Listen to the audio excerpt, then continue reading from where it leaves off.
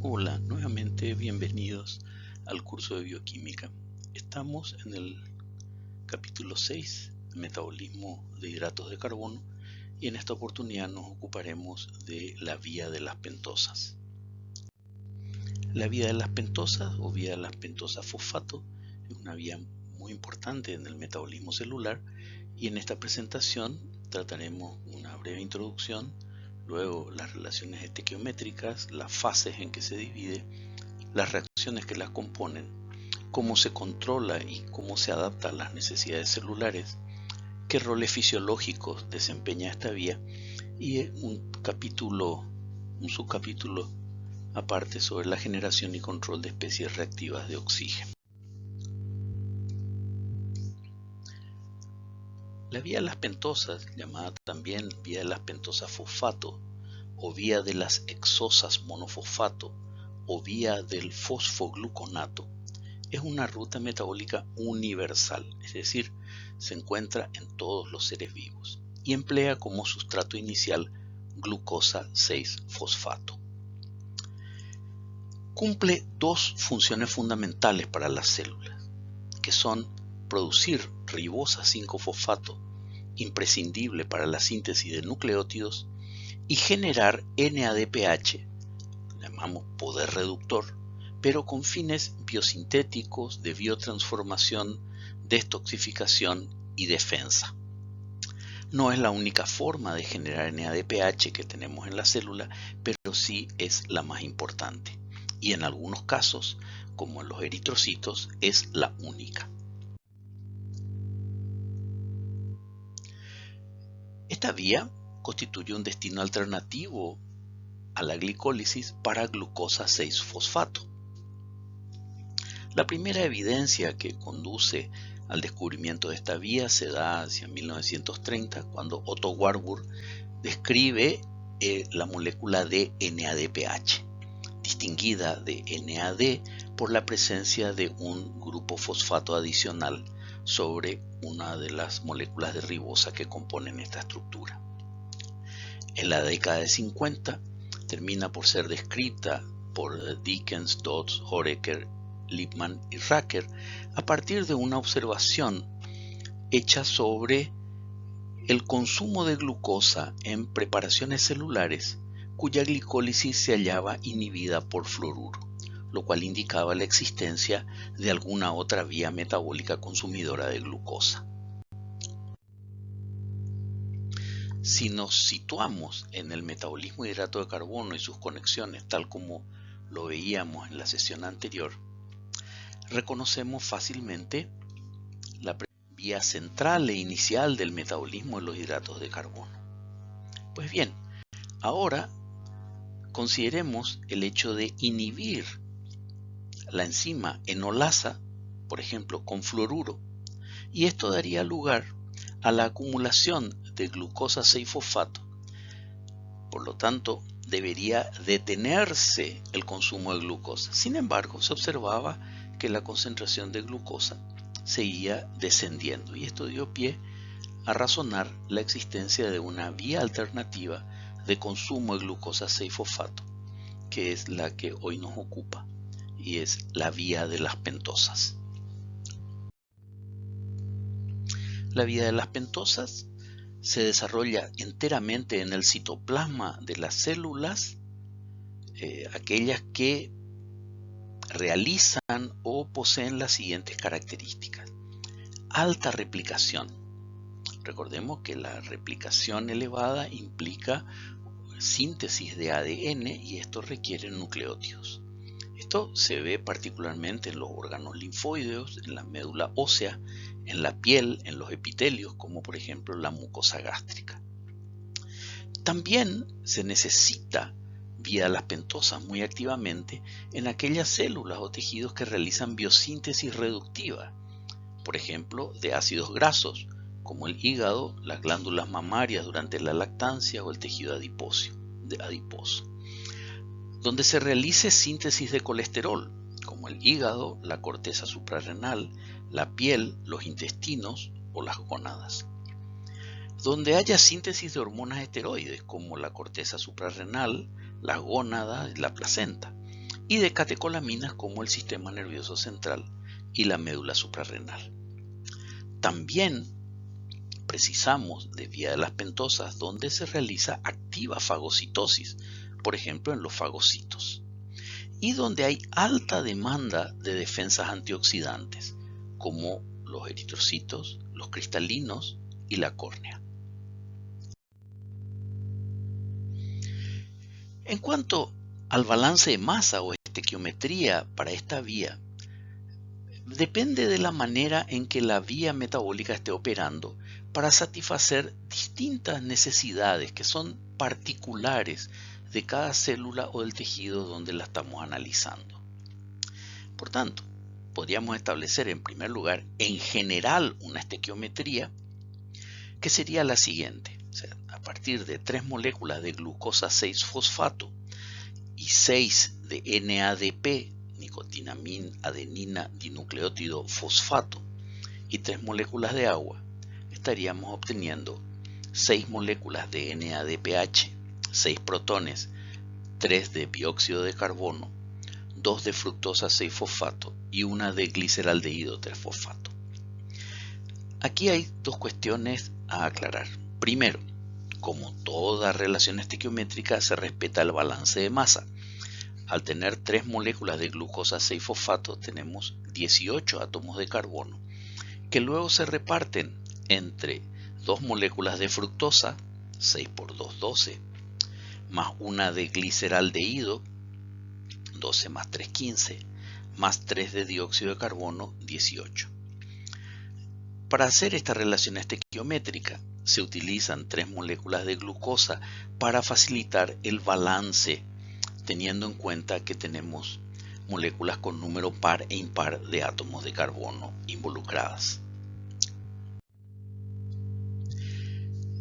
La vía de las pentosas, para su estudio, se agrupa en fases, y estas fases están compuestas por reacciones. Podríamos decir que las reacciones que encontramos en la vía de las pentosas corresponden a 3 tipos. En primer lugar, las reacciones oxidativas, donde aquí ponemos un ejemplo.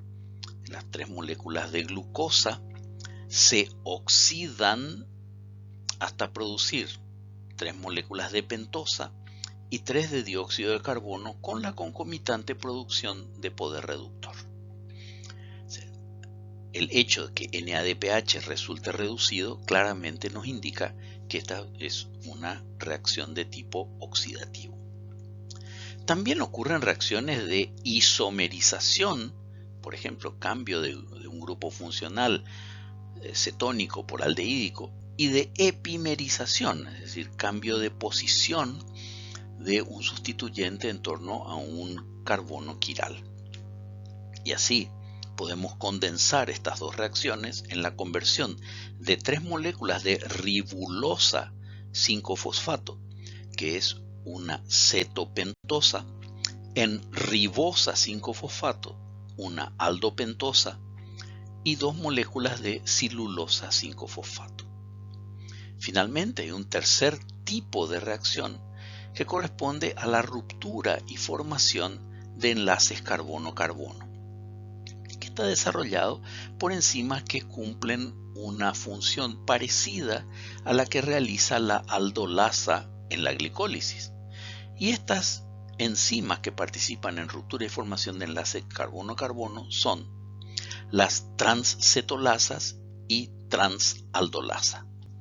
Así vemos que una molécula de 5 carbonos y otra de 5 carbonos, es decir, estamos teniendo en este miembro 15 carbonos, dan fructosa 6-fosfato, es decir, 6 por 2, 12 carbonos, más gliceraldehído 3-fosfato.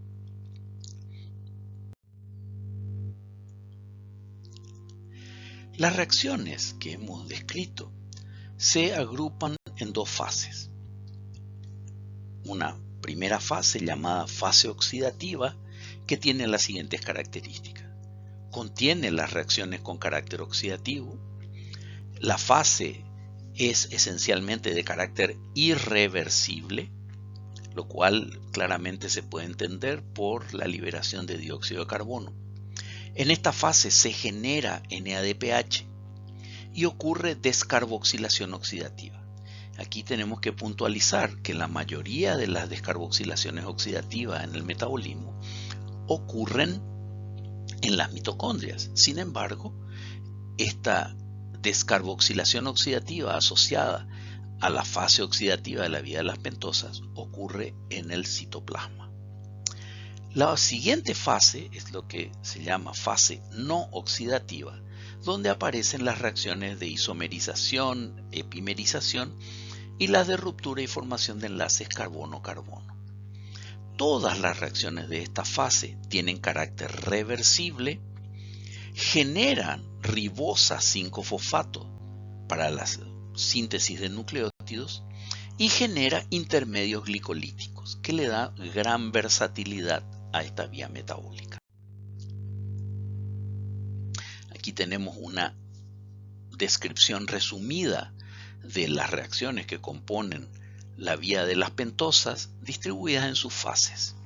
Primero, la fase oxidativa con 3 reacciones partiendo de glucosa 6-fosfato para producir 6-fosfogluconolactona y una primera molécula de NADPH.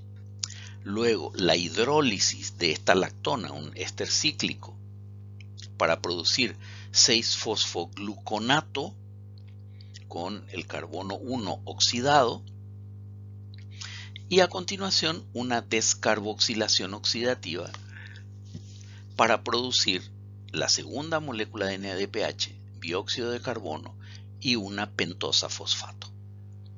Como decía antes, este conjunto de reacciones tiene carácter irreversible y resulta 2 moléculas de NADPH, una de dióxido de carbono y una de ribulosa 5-fosfato, producidas a partir de una molécula de glucosa 6-fosfato. Estas flechas más gruesas representan en esta secuencia reactiva que estamos partiendo de 3 moléculas de glucosa 6-fosfato. En lo que llamamos fase no oxidativa tenemos las reacciones de isomerización y epimerización. Por ejemplo, isomerizamos ribulosa a ribosa y epimerizamos ribulosa a silulosa. Luego, la acción de la transcetolasa actúa retirando 2 carbonos de una molécula para transferírselo a otra pentosa fosfato para producir cedoheptulosa 7-fosfato y gliceraldehído. La transaldolasa retira fragmentos de 3 carbonos y por lo tanto producirá fructosa y eritrosa. Y nuevamente una transcetolasa retirando 2 carbonos de una molécula produce moléculas de fructosa y de gliceraldehído. Quiero resaltar nuevamente que todo lo que está contenido en la fase no oxidativa son reacciones de carácter reversible. Analicemos ahora con detalle cada una de estas fases, empezando por la fase oxidativa. Las reacciones de la fase oxidativa son responsables de la generación de la mayor parte de NADPH en la mayoría de las células. Esta fase contiene la única reacción de descarboxilación oxidativa de un derivado de glucosa que ocurre en el citoplasma. Y podemos representar, en resumen, esta fase de la siguiente manera. Glucosa 6-fosfato más 2 de NADP más agua producirán 2 de NADPH más 2 protones más una molécula de dióxido de carbono y una molécula de ribulosa 5-fosfato. Recordemos que esto es una cetopentosa. De aquí destaca fácilmente el carácter oxidativo de este primer conjunto de reacciones. Hay que recordar que si bien NADPH y NADH son estructuralmente muy similares y también en cuanto a su capacidad de aportar equivalentes de reducción se comportan de manera semejante, sin embargo no son moléculas interconvertibles. Y esto nos lleva al siguiente análisis, que consiste en comparar algunas cualidades de NADPH y NADH. Empecemos por los mecanismos de producción. NADPH es producido mayoritariamente en la vía de las pentosas, en la fase oxidativa a partir de glucosa 6-fosfato. También se produce por la acción de la enzima málica, también en el citoplasma, y existen otras reacciones, incluso en la mitocondria, que producen NADPH. Sin embargo, NADH se produce en la glicólisis, durante la oxidación de ácidos grasos, en el ciclo del ácido cítrico o ciclo de Krebs, en la oxidación de cuerpos cetónicos y de glutamato, como principales formas de obtener NADH. Segundo término de comparación es el uso que le damos a cada uno de estos portadores de electrones. Así, NADPH se utiliza fundamentalmente en el citosol o las inmediaciones del retículo endoplásmico, mientras que el NADH se utiliza en las mitocondrias. ¿Para qué hacemos uso de estos intermedios con capacidad de transferir electrones? El NADPH se utiliza para proveer equivalentes de reducción para vías con carácter reductivo, vías biosintéticas, vías de detoxificación, producción del radical superóxido en el estallido respiratorio que acompaña la fagocitosis, pero también el control de especies reactivas de oxígeno, la producción de óxido nítrico y de tetrahidrobiopterina. A nivel celular, y si tomamos típicamente un hepatocito, encontramos que la relación entre NADP y NADPH es de 0,01. Esto significa que tengo mayor concentración de NADPH que NADP, lo cual nos está indicando que esta situación favorece los procesos de reducción. En contrapartida, NADH provee equivalentes de reducción con fines energéticos. Lo que va a hacer es alimentar la cadena respiratoria para acoplarse al proceso de fosforilación oxidativa. Y así encontramos en una célula tipo que la relación entre NAD y NADH es de 1000. Y por lo tanto, para este transportador, esta circunstancia favorece la oxidación, ya que tenemos 1000 veces más moléculas en su estado oxidado que reducido. Recordemos que estas moléculas, NAD, NADP y sus formas reducidas, no difunden fuera de la célula y por lo tanto el balance entre las formas oxidadas y reducidas tiene un efecto muy importante en la regulación del metabolismo. Volviendo a la fase oxidativa, hagamos un resumen de las reacciones. La primera reacción, a partir de glucosa 6-fosfato, por acción de la enzima glucosa 6-fosfato deshidrogenasa, en presencia de NADP como oxidante, produce la oxidación del carbono 1 que pasa de aldehído a ácido, pero como estaba formando un hemiacetal, quedará formando una lactona, la 6-fosfogluconolactona, con la concomitante formación de NADPH más un protón. La segunda reacción consiste en la hidrólisis de esta lactona. Recordemos que una lactona es un éster cíclico y la realiza la enzima 6-fosfogluconolactonasa. o 6-fosfogluconato lactonasa. Esta enzima hidroliza el éster para abrirlo formando 6-fosfogluconato y la liberación de un protón. También tenemos que observar que esta reacción puede proceder espontáneamente sin la participación de una enzima. Y la tercera reacción de esta fase está catalizada por la enzima 6-fosfogluconato deshidrogenasa, donde 6-fosfogluconato se oxida por NADP para producir la descarboxilación oxidativa que rinde ribulosa 5-fosfato, una pentosa, es decir, un carbono menos, dióxido de carbono y la segunda molécula de NADPH de esta fase oxidativa.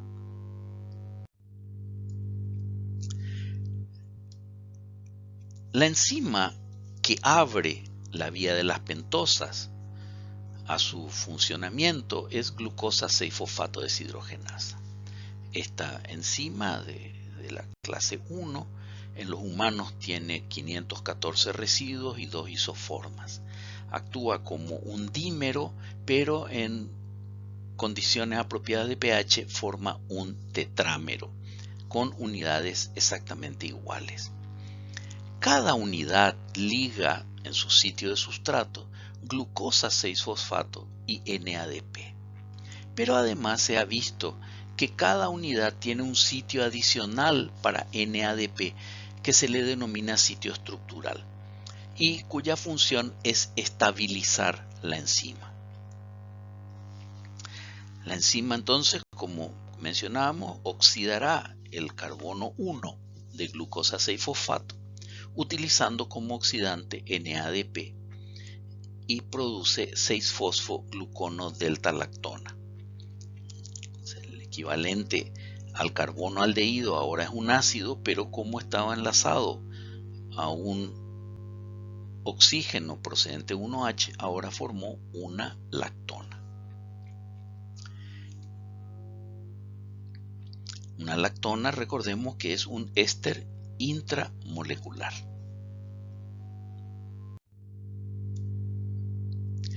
Las siguientes reacciones, tenemos la hidrólisis de la lactona por 6-fosfogluconolactonasa y la segunda oxidación, que en este caso es una descarboxilación oxidativa del 6-fosfogluconato procedente de la hidrólisis por 6-fosfogluconato deshidrogenasa. Aquí nuevamente el agente oxidante es NADP, que producirá una oxidación que afecta al carbono 3 de 6-fosfogluconato para producir NADPH y un intermedio beta-cetoácido. Los beta-cetoácidos se descarboxilan con facilidad y eso permite la liberación de CO2 y la obtención de ribulosa 5-fosfato.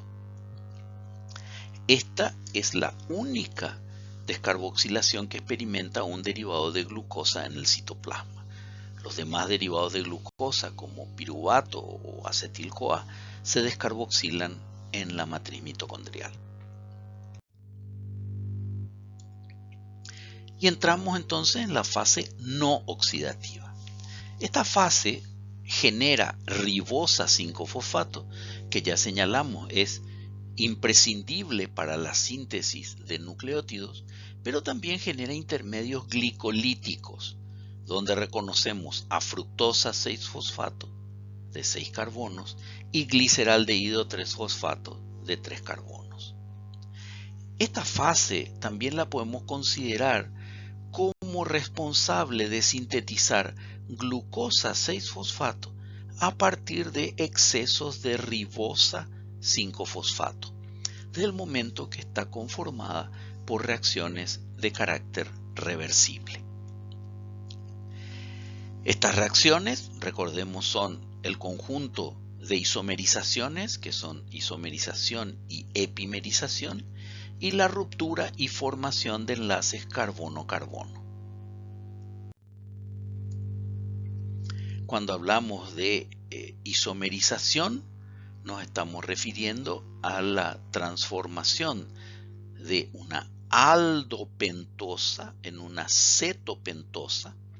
Cuando nos referimos a epimerización, es el cambio de la configuración de un carbono donde hay un OH en posición alfa a un OH en posición beta, es decir, convertimos un diasterómero en otro. Y en lo relativo a la ruptura y formación de enlace carbono-carbono entre monosacáridos, tenemos la acción de transcetolasa. La actividad transcetolasa transfiere fragmentos de dos carbonos entre un éster fosfórico de un monosacárido a otro. Y la actividad transaldolasa transfiere fragmentos de tres carbonos también entre monosacáridos fosfato. Por tanto, así hemos repasado cuáles son estas reacciones que forman parte de la fase no oxidativa.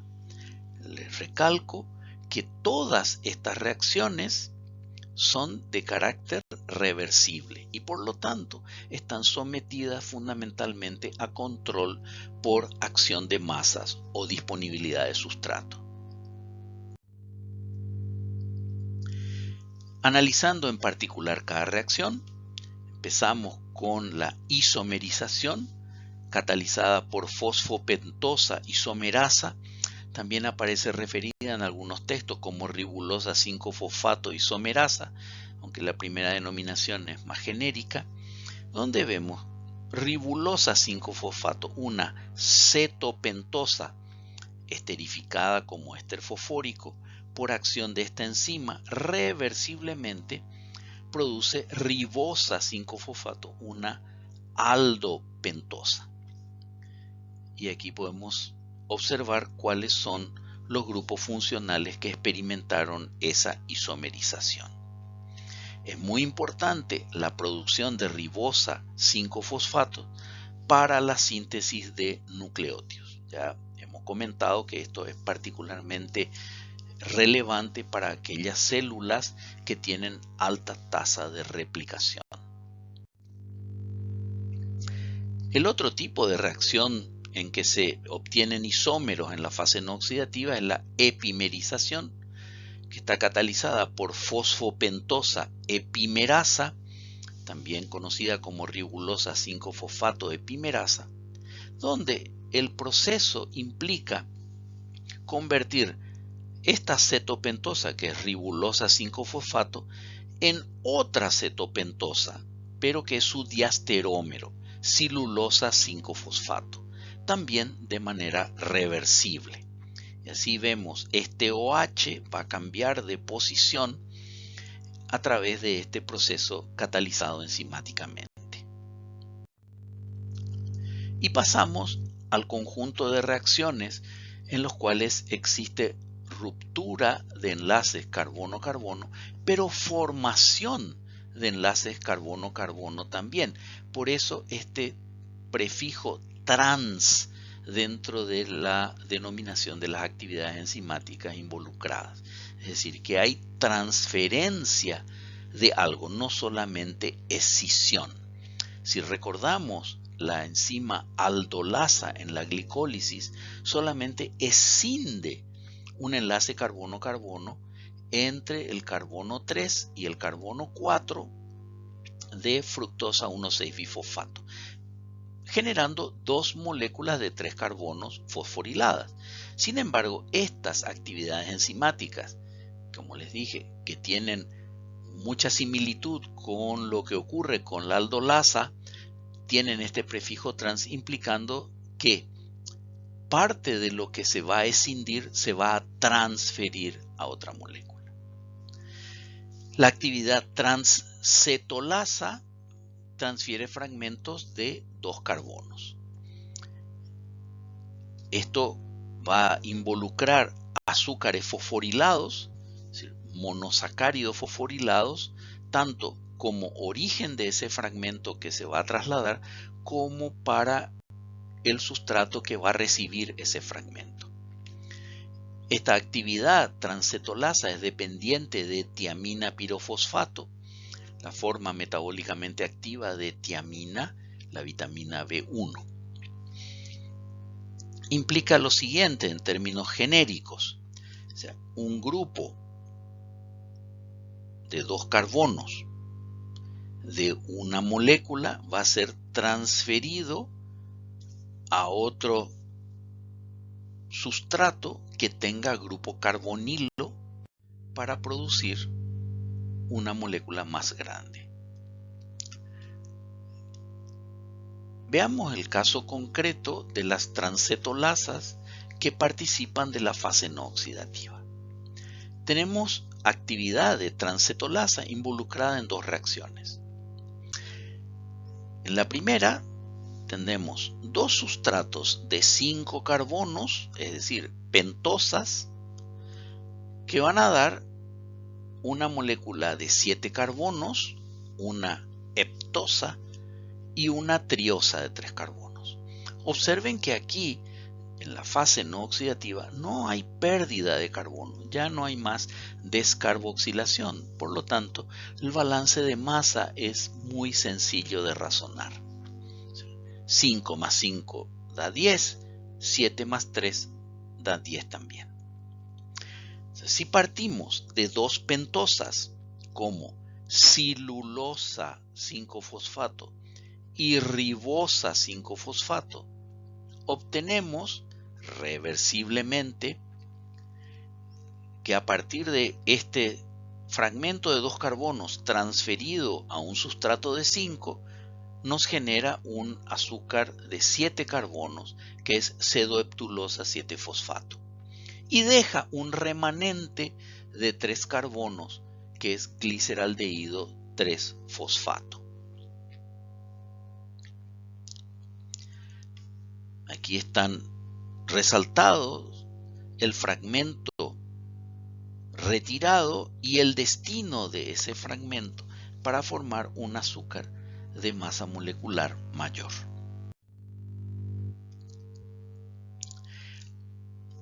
Otra actividad transcetolasa realiza la siguiente transferencia.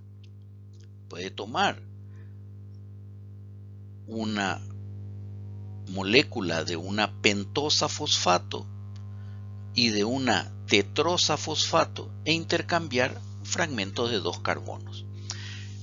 Siempre la transferencia, cuando hay diferencia en el tamaño de los sustratos, se realiza retirando el fragmento del azúcar fosfato de mayor tamaño. Por lo tanto, será esta pentosa la que va a ceder un fragmento de 2 carbonos. Por lo tanto, la pentosa se convertirá en triosa y la tetrosa recibirá ese fragmento de 2 carbonos convirtiéndose en una hexosa. Así, tenemos que silulosa 5-fosfato perderá este fragmento de 2 carbonos que será transferido a eritrosa 4-fosfato para producir un sustrato de tamaño reducido, gliceraldehído, y otro de tamaño aumentado, fructosa 6-fosfato. Recuerden que todas estas reacciones tienen carácter reversible, por lo tanto las podemos leer en los 2 sentidos.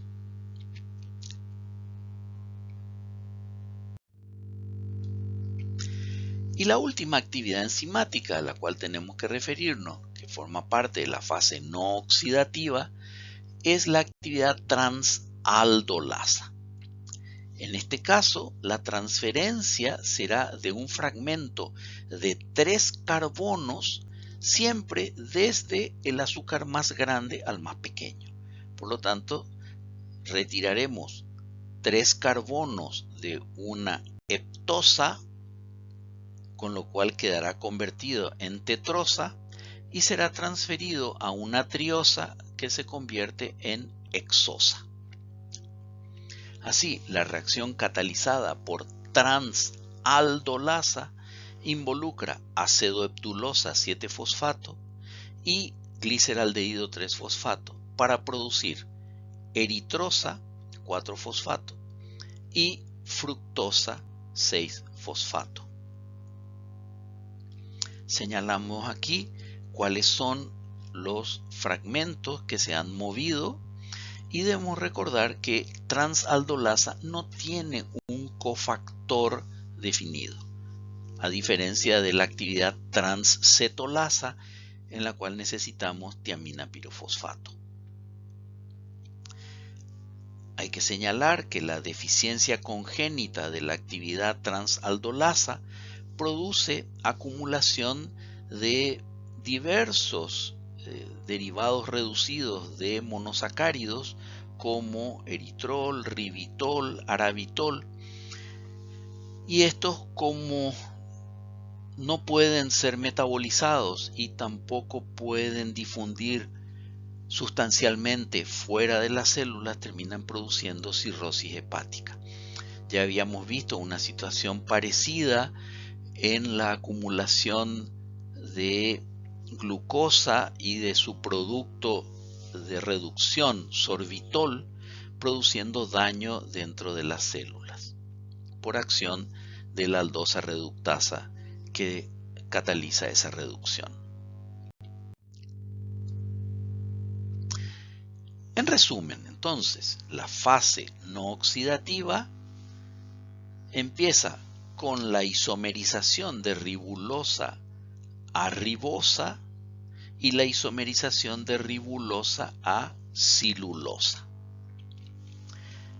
Dos pentosas que por acción de transcetolasa le retiran 2 carbonos en un fragmento a la cilulosa, se los transfieren a la ribosa para producir respectivamente cedoheptulosa con 7 carbonos y el remanente de cilulosa queda convertido en gliceraldehído.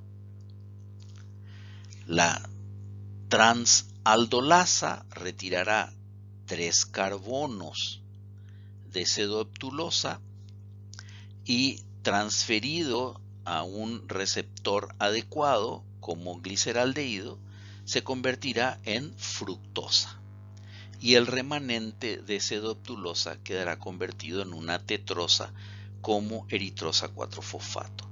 Y a su vez, una actividad transcetolasa transformará estos sustratos en fructosa 6-fosfato y gliceraldehído 3-fosfato, que son intermedios glicolíticos. Por tanto, la integración de la vía de las pentosas con la glicólisis se realiza en primer lugar por el uso de glucosa 6-fosfato, un intermedio glicolítico, pero también por la producción en la fase no oxidativa de 2 intermedios glicolíticos como son gliceraldehído 3-fosfato y fructosa 6-fosfato. Vamos a revisar rápidamente el mecanismo de estas dos actividades enzimáticas, empezando por la transcetolasa. Es un mecanismo bastante interesante que vamos a analizar con un poco de detalle. Involucra a tiamina pirofosfato, la forma metabólicamente activa de la tiamina o vitamina B1, que actúa formando un iluro y actúa sobre un primer sustrato que es cilulosa 5-fosfato para producir un intermedio en el cual el cofactor queda unido al sustrato para permitir la evolución del resto de la reacción. En este caso, el cofactor se encuentra temporalmente unido a la enzima. Y así vamos a describir 3 fases que denominamos A, B y C como etapas de este mecanismo. En la etapa A, como decíamos, resaltamos el rol de tiamina pirofosfato, que a partir de este iluro, este carbono con carga negativa sobre este componente de la estructura de tiamina, ataca al carbono carbonílico de cilulosa 5-fosfato, formando este intermedio donde el sustrato original queda unido covalentemente al cofactor. Fíjense que aquí solamente ya queda dibujada la parte activa de la estructura del cofactor, pero tenemos la enzima correspondiente, la transcetolasa, y el resto de la estructura de tiamina pirofosfato. Este intermedio, en la siguiente etapa, evoluciona liberando gliceraldehído 3-fosfato y reteniendo el fragmento de 2 carbonos en el cofactor, formando esto que llamamos hidroxietil TPP o hidroxietil tiamina pirofosfato. Este intermedio puede generar un carbanión sobre este carbono y atacar el carbono carbonílico de ribosa 5-fosfato, para así en la siguiente etapa dar lugar al producto de mayor tamaño. Ese producto es cedoptulosa 7-fosfato. Y la reacción, como decíamos, implica el ataque de este carbanión sobre el carbono aldehído, carbono carbonílico de ribosa 5-fosfato, dando un intermedio que luego se escinde liberándose del conjunto enzima cofactor, dando lugar al producto cedoptulosa 7-fosfato. Recordemos que en la etapa anterior ya se había liberado el otro producto, que es gliceraldehído 3-fosfato. La otra reacción que tiene un mecanismo interesante para analizar está catalizada por transaldolasa. La actividad transaldolasa también realiza un complejo proceso para transferir ese segmento de 3 carbonos entre un azúcar y otro. Y aquí analizaremos este proceso dividido en 4 etapas. Recordemos que la transaldolasa no tiene un cofactor definido como coenzima ni como cofactor metálico. Y sí hay que resaltar el rol de un residuo de lisina, tal como veíamos en la aldolasa que estudiamos en la ruta glicolítica. El grupo epsilonamino de un residuo de lisina del sitio catalítico, en su estado desprotonado, ataca al carbono carbonílico de cedoptulosa 7-fosfato y queda unido a él, formando este intermedio que es una base de Schiff. En la segunda etapa o etapa B, este intermedio evoluciona por una desprotonación del carbono, del hidroxilo sobre el carbono 4, para forzar la liberación de este fragmento que está aquí en color rojo de 3 carbonos, que queda temporalmente unido a la enzima a través del residuo de lisina, y nos libera el primer producto, que es una tetrosa, que es eritrosa 4-fosfato. A continuación, la transaldolasa, reteniendo este fragmento de 3 carbonos, se puede formar un carbanión que ataca a la molécula de gliceraldehído 3-fosfato en su carbono carbonílico,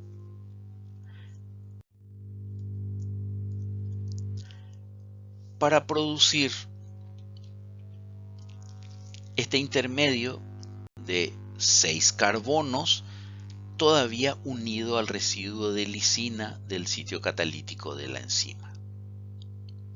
A esta altura quedará muy claro que esta es una enzima que utiliza un mecanismo covalente por encima de los otros mecanismos para producir la reacción. Finalmente, en la última etapa, etapa D, se produce por la presencia de una base la liberación del residuo de lisina y del segundo producto, que es fructosa 6-fosfato. Es interesante analizar un balance de masa de este conjunto de la acción de transcetolasa y transaldolasa, observando en primer lugar el balance neto. 3 moléculas de pentosa 5-fosfato, que podrían ser ribosa o ribulosa, terminan dando 2 moléculas de fructosa 6-fosfato y una de gliceraldehído.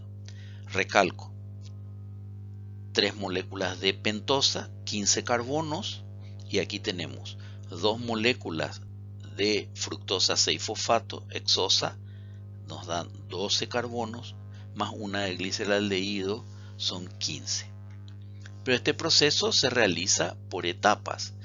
En primer lugar, una actividad transcetolasa dependiente de tiamina pirofosfato transfiere 2 carbonos de una pentosa ribulosa a ribosa, otra pentosa, para dar pseudoheptulosa y gliceraldehído. Siempre el fragmento C3 es gliceraldehído.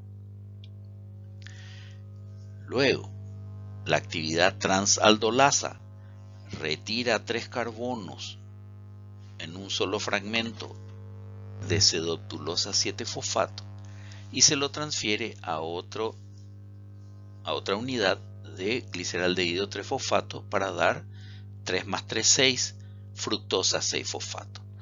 En la fase no oxidativa, siempre que vemos esta molécula C6, tenemos que saber que es fructosa 6-fosfato.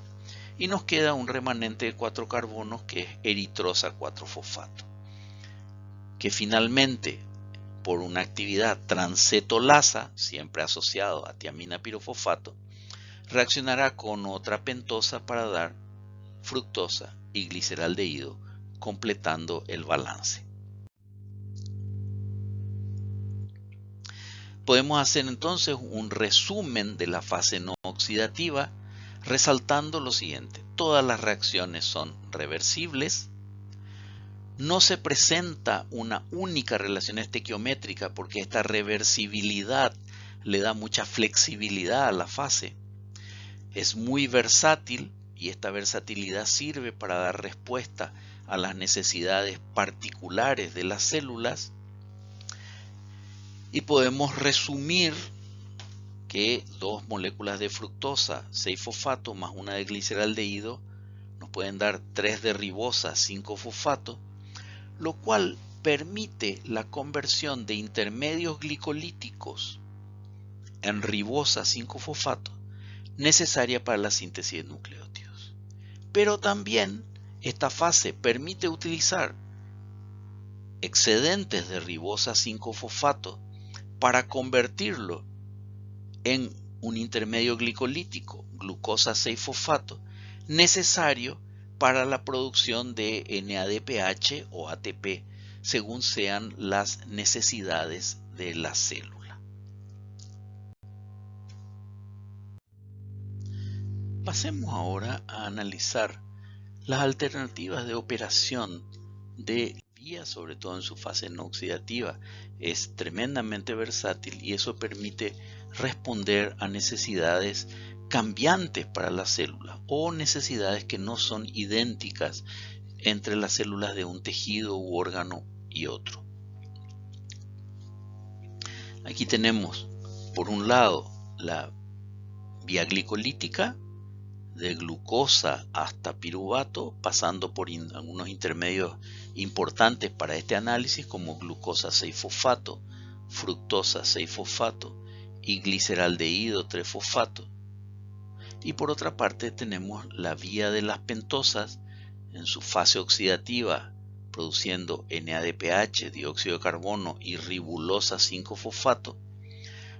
Las isomerizaciones que permiten obtener ribosa 5-fosfato para la síntesis de nucleótido y celulosa que junto con ribosa nos permiten también obtener intermedios glicolíticos como fructosa, 6-fosfato y gliceraldehído.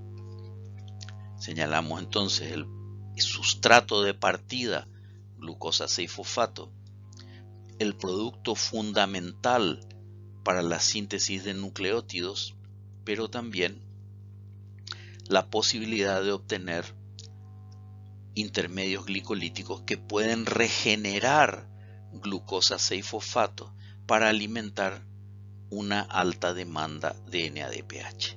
Entonces, a continuación estudiaremos las alternativas de funcionamiento que resultan de esta interconexión.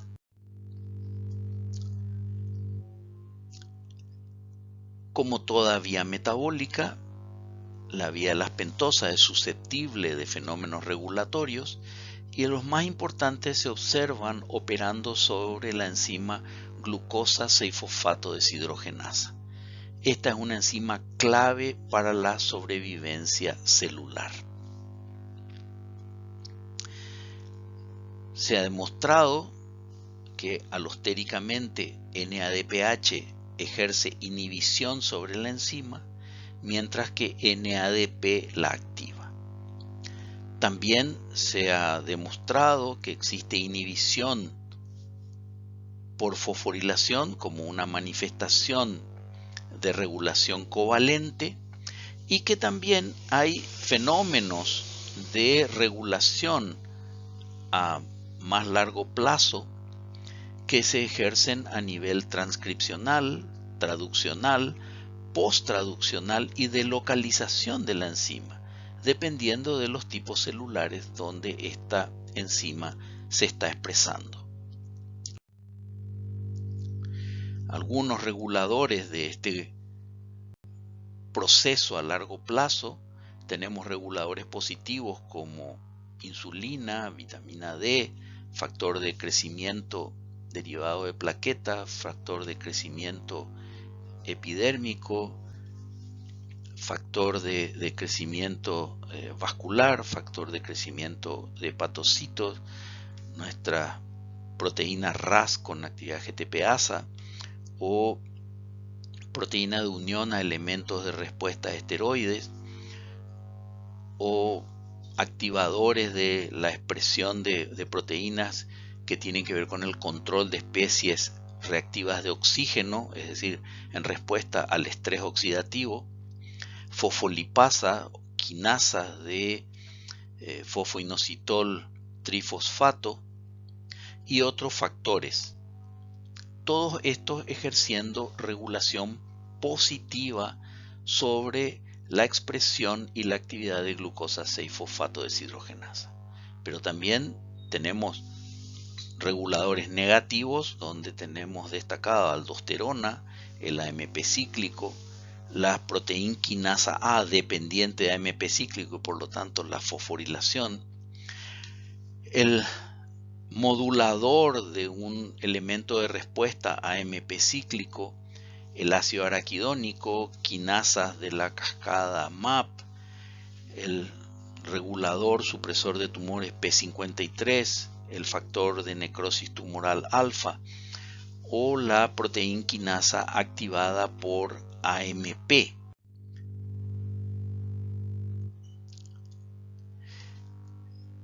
Hay que destacar el rol regulador de insulina que potencia la expresión del gen que codifica a glucosa 6-fosfato deshidrogenasa en el estado de ingesta.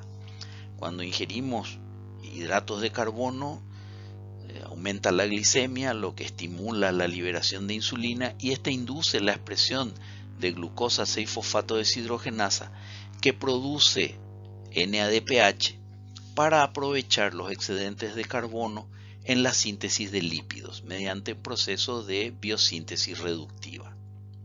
Pero también el estrés oxidativo estimula la expresión de glucosa 6-fosfato deshidrogenasa y muchos factores de crecimiento inducen el traslado de la enzima desde el núcleo a las proximidades de la membrana plasmática, dando lugar a un aumento de su actividad. Las reacciones de la fase no oxidativa son todas reversibles y cercanas al equilibrio, y por lo tanto toda la fase y sus reacciones están controladas por disponibilidad de sustrato. Comparte sustratos con la glicólisis, sustratos como gliceraldehído 3-fosfato y fructosa 6-fosfato, y esta fase no oxidativa, como ya mencionamos, le da a la célula gran flexibilidad en el uso de monosacáridos según sus necesidades. Si la célula necesita ATP, conduce glucosa 6-fosfato hacia la glicólisis. Si la célula necesita poder reductor o pentosas fosfato, utiliza glucosa 6-fosfato a través de la vía de las pentosas. Aquí podemos analizar esa conexión entre glicólisis y vía de las pentosas para luego profundizar en las alternativas que nos ofrece en su operación. Glucosa 6-fosfato, si vamos por la vía glicolítica podemos obtener fructosa 6-fosfato y gliceraldehído fosfato, y yendo por la vía de las pentosas, fase oxidativa NADPH, dióxido de carbono, ribulosa, que por isomerización da ribosa. Y a su vez, estos componentes como ribosa y ribulosa pueden regenerar fructosa 6-fosfato y gliceraldehído 3-fosfato. Mencionábamos que la vía de las pentosas puede operar en diversas condiciones y podemos reconocer 4 modos de operación. Un primer modo es aquel que responde a una alta demanda de ribosa 5-fosfato. Por ejemplo, lo que veríamos en células con muy activa replicación. Otro modo es aquel que resulta de una demanda balanceada de ribosa 5-fosfato y NADPH.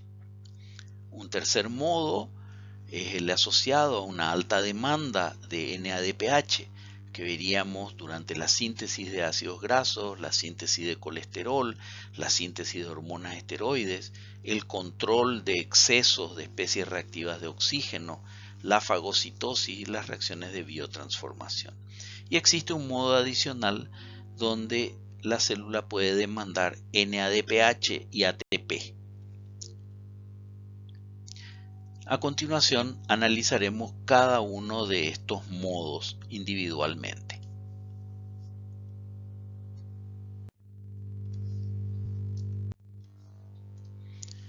En nuestra primera modalidad en análisis tenemos una alta demanda de ribosa 5-fosfato.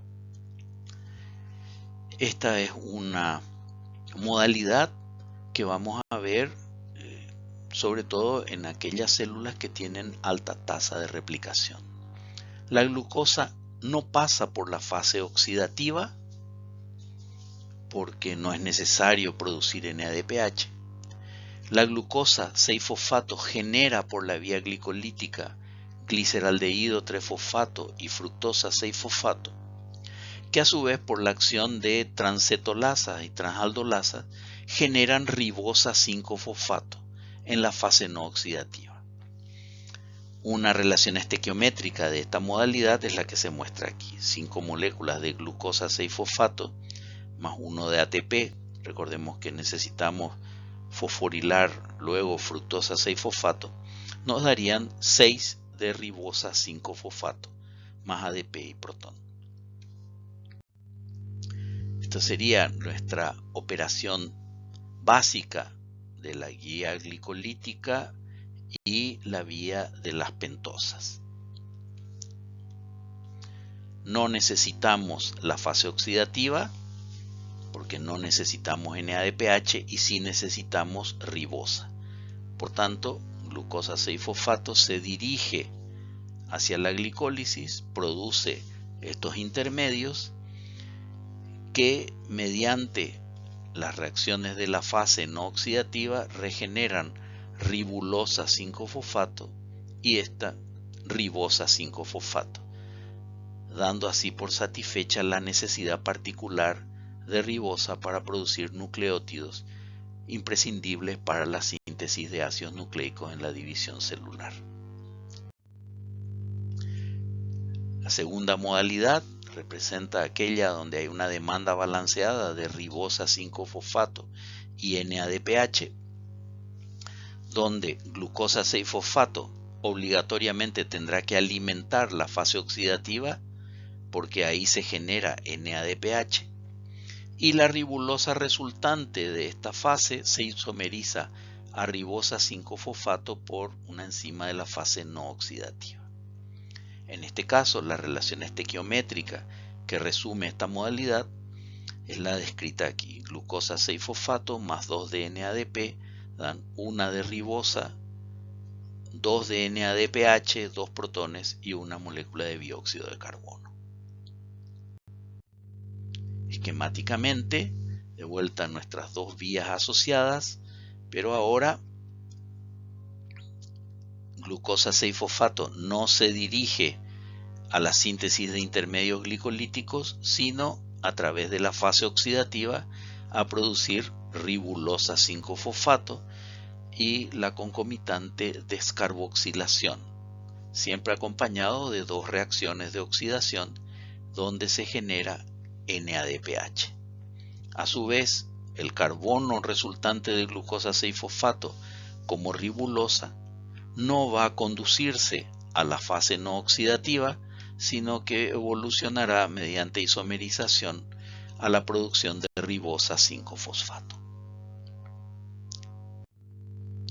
En la tercera modalidad tenemos una alta demanda de NADPH y esta es característica de células donde hay biosíntesis reductiva muy activa, por ejemplo hepatocitos o las glándulas mamarias durante la lactancia, las gónadas, la corteza suprarrenal son buenos representantes de células operando con esta modalidad.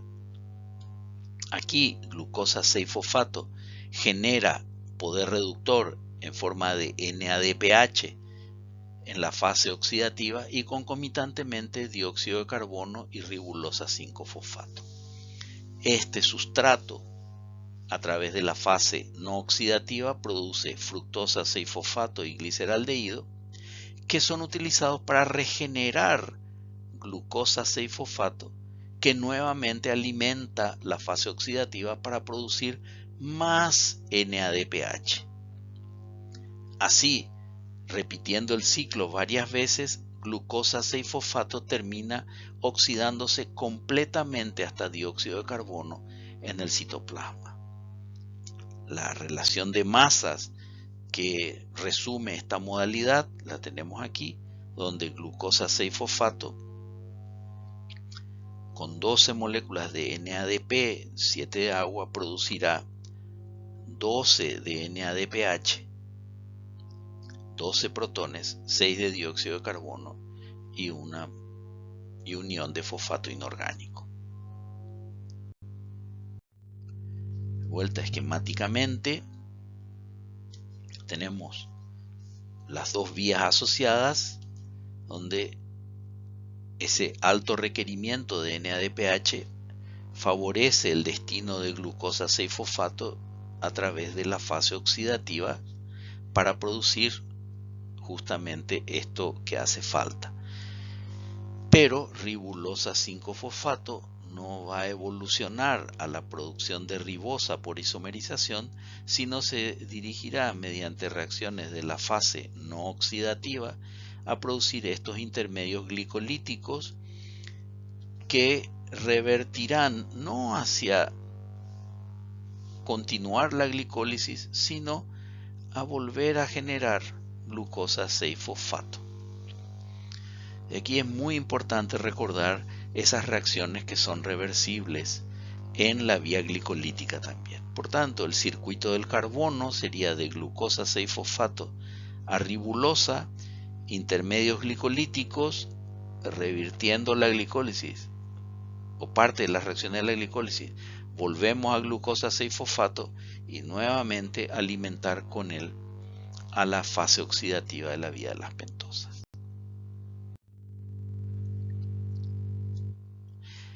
esta alta demanda de NADPH, como mencionamos, toda la glucosa se oxida a CO2 en el ambiente citosólico sin producir ATP.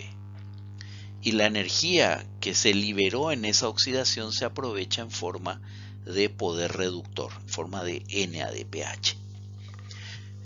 En algunas circunstancias, por ejemplo, una activa síntesis de ácidos grasos, el NADPH producido en la vía de las pentosas no es suficiente y tenemos otros medios de obtener NADPH, como la enzima málica, que a partir de malato, a través de una reacción de descarboxilación oxidativa, produce piruvato, dióxido de carbono, utilizando NADP como oxidante. Por lo tanto, aquí tenemos una fuente de NADPH adicional.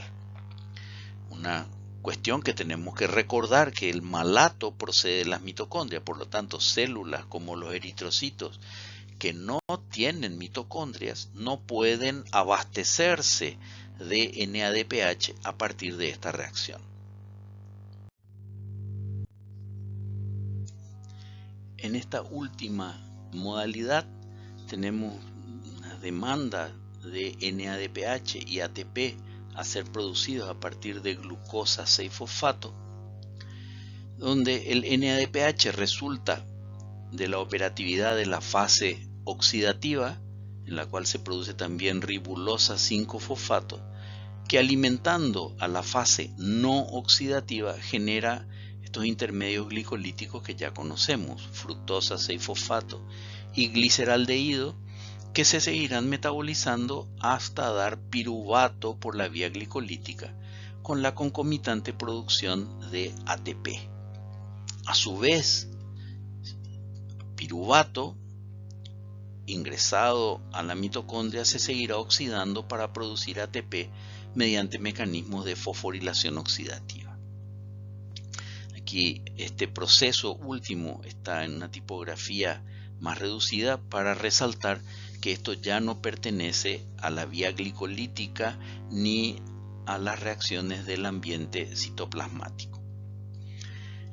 Cuando hay esta demanda de NADPH y ATP a ser satisfecha a partir de glucosa 6-fosfato, la relación estequiométrica incluye 3 moléculas de sustrato, 6 de NADP, el oxidante para la fase oxidativa, 5 de NAD, el oxidante para la glicólisis, y el ADP para la fosforilación, generando 5 de piruvato, 3 de dióxido de carbono, 6 NADPH y 5 de NADH.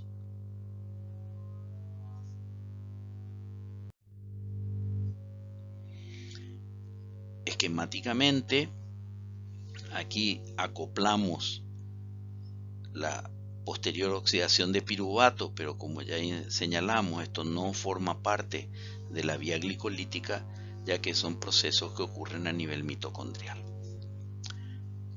Glucosa 6-fosfato, para satisfacer la demanda de NADPH, tendrá que derivar a la fase oxidativa, produciendo ribulosa 5-fosfato y NADPH y dióxido de carbono. A su vez, ribulosa no evolucionará a la producción de ribosa, pero sí, mediante las reacciones de la fase no oxidativa, alimentará a la glicólisis con intermedios como fructosa 6-fosfato y gliceraldehído 3-fosfato, que continuarán con las reacciones de la glicólisis para producir piruvato.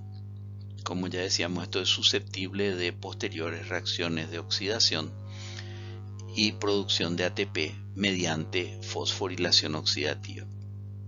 No tenemos que olvidar que también aquí, asociado a la deshidrogenación de gliceraldehído 3-fosfato, se produce 1,3-bifosfoglicerato, molécula rica en energía, y luego la deshidratación de 2-fosfoglicerato produce fosfonolpiruvato, y estas moléculas ricas en energía también van a producir ATP por fosforilación a nivel de sustrato.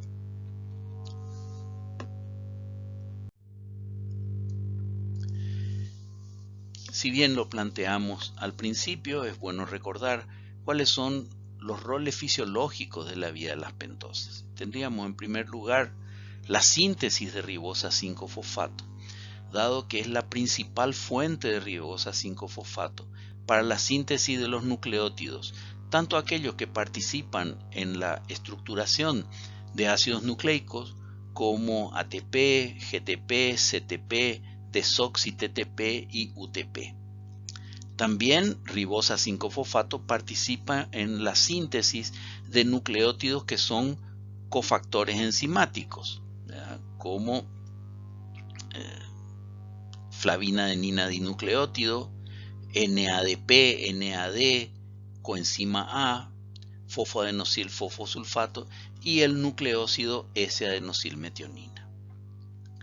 También requerimos nucleótidos que cumplen roles de mediadores energéticos, el principal ATP, pero vimos también la participación de GTP, UTP y luego veremos en la síntesis de lípidos complejos el rol que desempeña CTP, así como aquellos nucleótidos que actúan en forma de segundos mensajeros como el AMP cíclico y el GMP cíclico.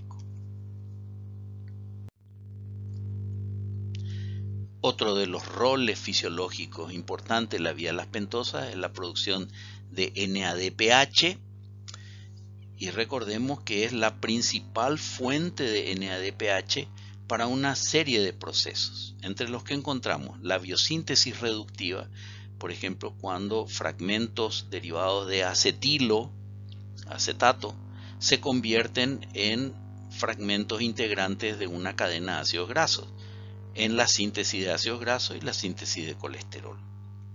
También la introducción de grupos hidroxilaciones en las reacciones que llamamos de biotransformación, que se observan en la síntesis de hormonas esteroides, biotransformaciones dependientes de citocromo P450, entre las cuales ciertamente tenemos muchas de las reacciones involucradas en la síntesis de esteroides, así como el metabolismo de xenobióticos, la síntesis de hidroxiarginina, que da lugar a la producción de óxido nítrico, y la síntesis de tetrahidrobiopterina que necesitamos para la producción de catecolaminas. Adicionalmente, la vía de las pentosas también es la principal fuente de NADPH para la producción de especies reactivas de oxígeno durante el proceso de fagocitosis, en lo que llamamos estallido respiratorio. Aquí se produce anión superóxido que luego genera peróxido de hidrógeno y a su vez genera el anión hipoclorito. O sea, moléculas estas con actividad bactericida. También NADPH sirve para preservar el estado reductivo y controlar los excesos de las especies reactivas de oxígeno, mediante la destrucción de peróxidos o el mantenimiento del glutatión en estado reducido o el mantenimiento de residuos de cisteína de diversas proteínas como hemoglobina en su forma reducida. Analicemos el rol del NADPH en el proceso de fagocitosis, que se vincula a través de la producción de especies reactivas de oxígeno. NADPH es capaz de reducir al oxígeno parcialmente, generando esta especie que es un ion radical que llamamos radical superóxido, que a su vez es precursor de otras especies reactivas de oxígeno. En este proceso, NADPH lo que va a hacer es oxidarse mientras reduce a la molécula de oxígeno, pero la reduce parcialmente, generando esta especie ion radical que es el anión superóxido o radical superóxido. Y obviamente NADPH se oxida a NADP en el proceso. La actividad enzimática que permite realizar esta oxidación descansa en la enzima NADPH oxidasa, una enzima que consta de 4 unidades citosólicas más 2 unidades que están asociadas a una membrana en una vesícula, y estas subunidades, las 6, se ensamblan in vivo cuando está la célula respondiendo a una invasión bacteriana. Pero también se ha visto in vitro que otras sustancias como los ésteres de Forbol o las moléculas de inmunoglobulina G agregadas por el calor o los ácidos grasos insaturados y algunos péptidos son capaces de provocar el agrupamiento de las subunidades para alcanzar el estado activo in vitro. Por tanto, resaltamos el papel que va a cumplir NADPH en el proceso de fagocitosis, preparando las especies reactivas de oxígeno destinadas a controlar una eventual invasión bacteriana.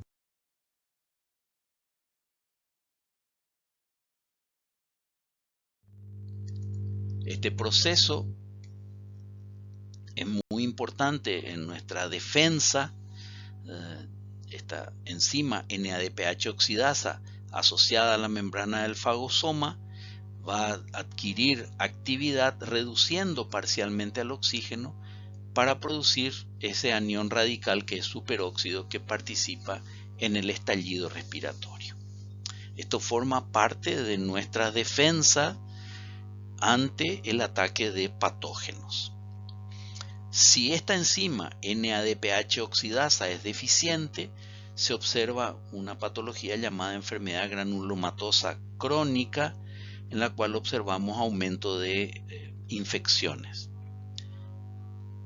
Tenemos que recordar y remarcar nuevamente que el NADPH que necesitamos para completar este proceso de producción de anión superóxido procede de la vía de las pentosas.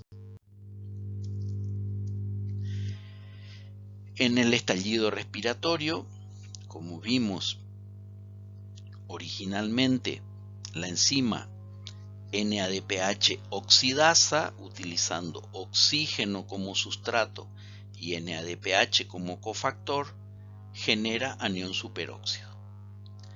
Otra enzima, la superóxido dismutasa, convierte el anión superóxido en peróxido de hidrógeno o agua oxigenada, que de por sí ya tiene actividad bactericida.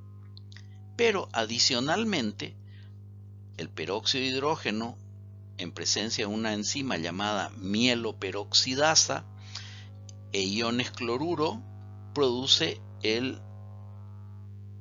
anión hipoclorito que tiene carácter bactericida.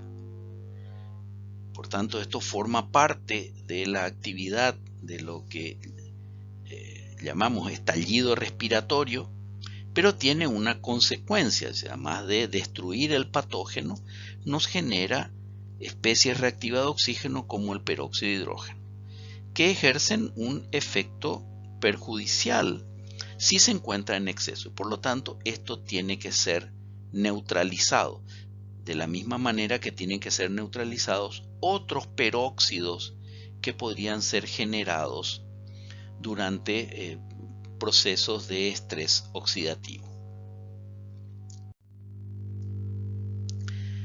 El NADPH cumple también un rol muy importante en el control de las especies reactivas de oxígeno, porque contribuye a eliminar o inactivar estas especies reactivas o especies activas de oxígeno, constituyéndose en un componente importante de los mecanismos antioxidantes.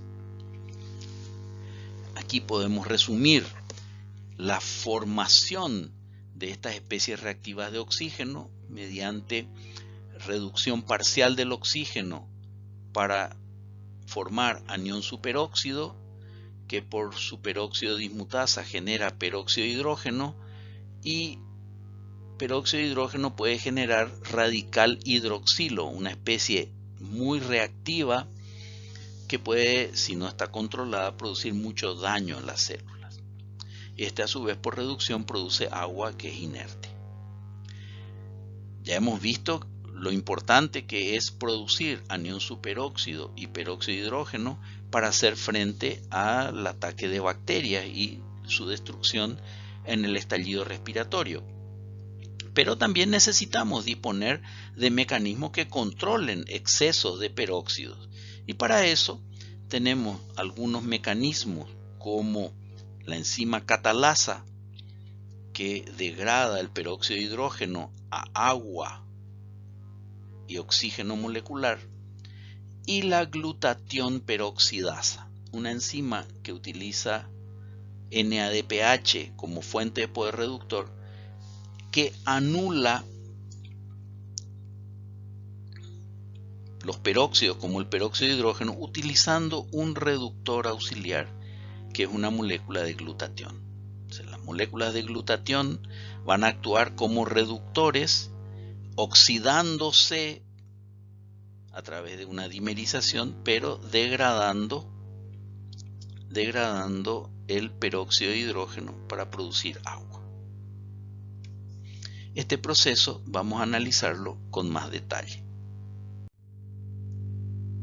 El glutatión es una molécula reductora, simbolizamos como GSH en su forma reducida, y un potente agente nucleófilo.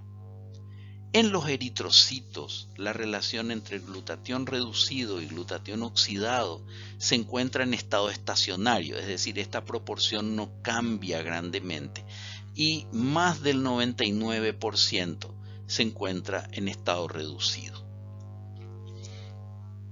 Recordemos que glutatión es gamma-glutamil cisteína-glicina, y la mayor parte de las reacciones en las que participa glutatión está involucrado el resto sulfidrilo de la cisteína. Sin embargo, el resto gamma-glutamilo también participa en el transporte de aminoácidos, pero el resto sulfidrilo de la cisteína participa en mantener reducidas moléculas que tienen otros sulfidrilos, la síntesis de peptidileucotrienos, pero ahora nos ocupan las reacciones de detoxificación, sobre todo para eliminar excedentes de peróxidos. En esa reducción, donde se eliminan los excedentes de peróxido, participa glutatión reductasa, que regenera el glutatión que fue oxidado por la acción de la glutatión peroxidasa, una enzima que contiene selenio. El problema de la acción de glutatión peroxidasa es el consumo de glutatión reducido que queda oxidado. Pero la glutatión reductasa, que es una flavoproteína, contiene FAD, regenera al glutatión a su estado reducido consumiendo NADPH. ¿De dónde procede el glutatión? El glutatión es sintetizado en nuestras células por una serie de reacciones enzimáticas. Así, en una primera reacción, glutamato y cisteína consumiendo ATP producen gamma-glutamilo por una acción enzimática de gamma-glutamil sintasa, y este pseudodipéptido, porque no hay un verdadero enlace peptídico, en presencia de glicina y consumiendo ATP, presencia de iones potasio, y la acción de la enzima glutatión sintasa produce gamma-glutamil cisteína-glicina o glutatión. Son sinónimos. Hasta aquí la síntesis de glutatión. Y este glutatión, entre uno de sus destinos está el control de peróxidos orgánicos o peróxidos de hidrógeno a través de la glutatión peroxidasa, una enzima que contiene selenio, donde resulta oxidado el glutatión o dimerizado mediante la formación de un enlace bisulfuro. pero los peróxidos orgánicos quedan reducidos a hidróxido o el agua oxigenada a agua. La regeneración de glutatión descansa en otra actividad enzimática que está ejecutada por glutatión reductasa, una flavoproteína que, utilizando como fuente de poder reductor NADPH, regenera glutatión en estado reducido, apto para seguir controlando estas especies reactivas de oxígeno.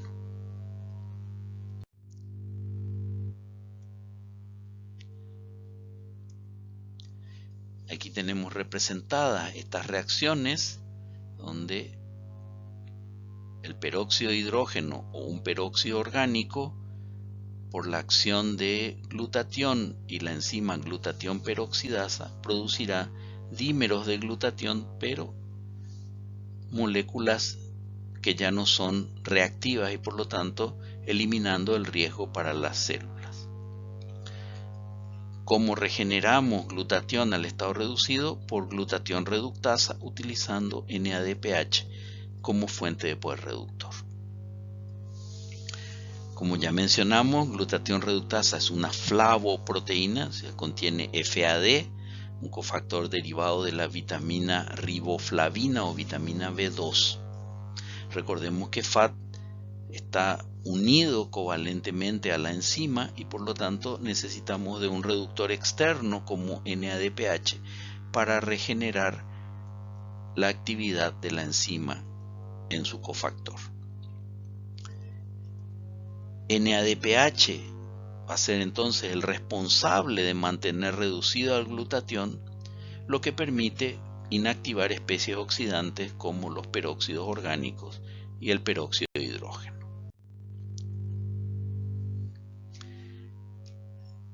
La vía de las pentosas fosfato, a través de la generación de NADPH, tiene un rol muy importante en el mantenimiento del estado reducido de glutatión en los eritrocitos.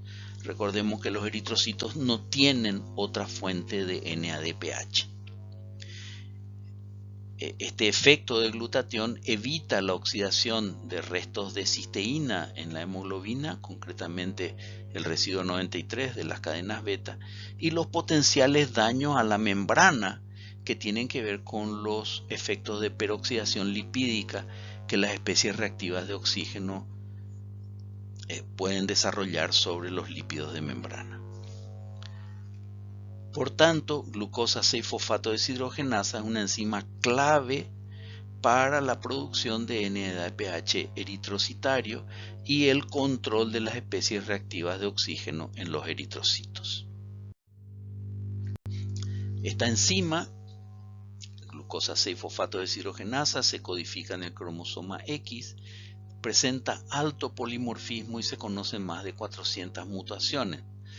La mayoría de ellas son puntuales y sin sentido. La deficiencia de glucosa 6-fosfato deshidrogenasa en diverso grado, es decir, podemos encontrar en las personas niveles de actividad de esta enzima muy distintos. Afecta a unos 100 millones de humanos, generando variaciones cinéticas o de las propiedades cinéticas de la enzima, pero también inestabilidad de la enzima. La expresión más corriente de esta deficiencia de glucosa 6-fosfato deshidrogenasa es lo que se llama anemia hemolítica inducida.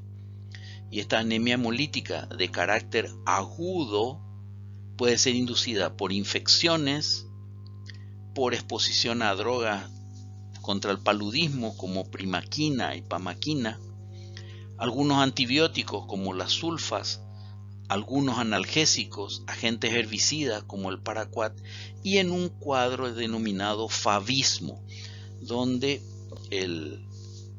la anemia hemolítica aparece en personas deficientes en glucosa 6-fosfato deshidrogenasa cuando consumen habas, cuyo nombre científico es Vicia fava, y de ahí viene el nombre de favismo de este cuadro patológico. La deficiencia de glucosa glucosa 6-fosfato deshidrogenasa de carácter congénito es la patología que altera o que afecta a los eritrocitos por una deficiencia enzimática más frecuente y aparece en diversos grados.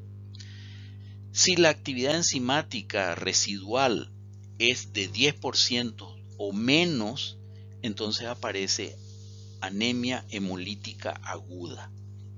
Y esta afectación va a ser más dramática en los eritrocitos envejecidos que en los eritrocitos recientes o en los reticulocitos.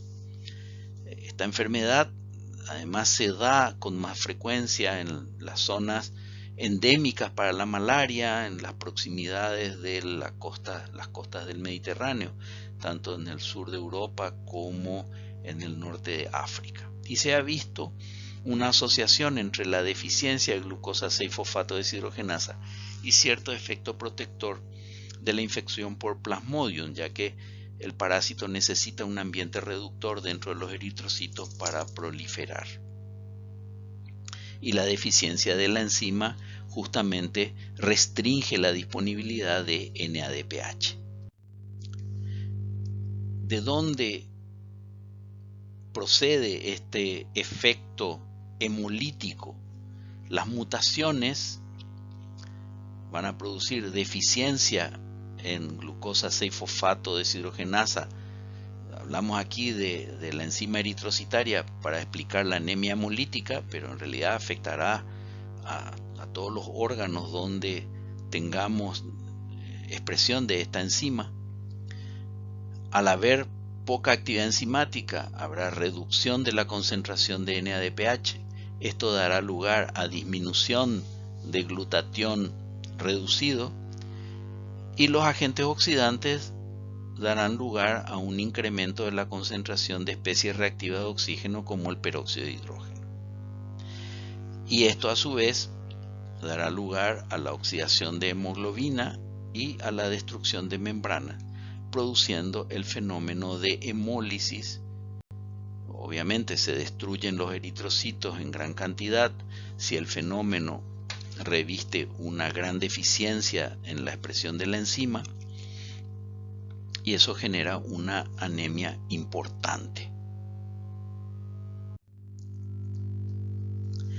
En el caso de la anemia hemolítica inducida por infecciones, drogas o en el favismo, entonces ese estrés oxidativo consumirá el glutatión reducido y al haber dificultad para obtener NADPH no se podrá regenerar esta defensa antioxidante natural que tenemos en el glutatión. En el caso de deficiencia de glucosa 6-fosfato deshidrogenasa se suelen ver los corpúsculos de Heinz adosados a la membrana de los eritrocitos, son agregados de moléculas de hemoglobina. El efecto es más dramático sobre los eritrocitos porque ya señalamos que no hay una fuente adicional de sustrato para producir NADPH como sería el malato de la mitocondria. También hay que recordar que glucosa 6-fosfato deshidrogenasa exhibe un alto polimorfismo, lo cual hace que las personas exhibamos gran diversidad de niveles de NADPH en nuestras células. Algunas de estas moléculas que inducen estrés oxidativo y no están vinculadas directamente con una infección, podemos mencionar al herbicida paraquat, que cuando se oxida involucra la producción de anión superóxido, o agentes antipalúdicos como primaquina o pamaquina, que son capaces de inducir crisis hemolítica en los individuos que tengan deficiencia de glucosa 6-fosfato deshidrogenasa. Con esto vamos concluyendo la exposición de este tema sobre la vía de las pentosas, y tenemos para finalizar un mapa conceptual donde se resaltan no solamente las reacciones de la vía, sobre todo en cuanto a su producción de NADPH, sino en el uso o destino que la célula hace de este NADPH y cómo va a verse afectado cuando exista una deficiencia importante de glucosa 6-fosfato deshidrogenasa. Podemos mencionar que deficiencias en la actividad que lleguen a darnos hasta un 60% de actividad residual de la enzima no tienen manifestación clínica. De esta manera finalizamos la presentación 6.5 sobre la vía de las pentosas, lo cual nos permite ir completando el esquema del metabolismo de los hidratos de carbono. Espero que esta presentación haya sido de utilidad para ustedes. Muchas gracias por su atención y será hasta la próxima.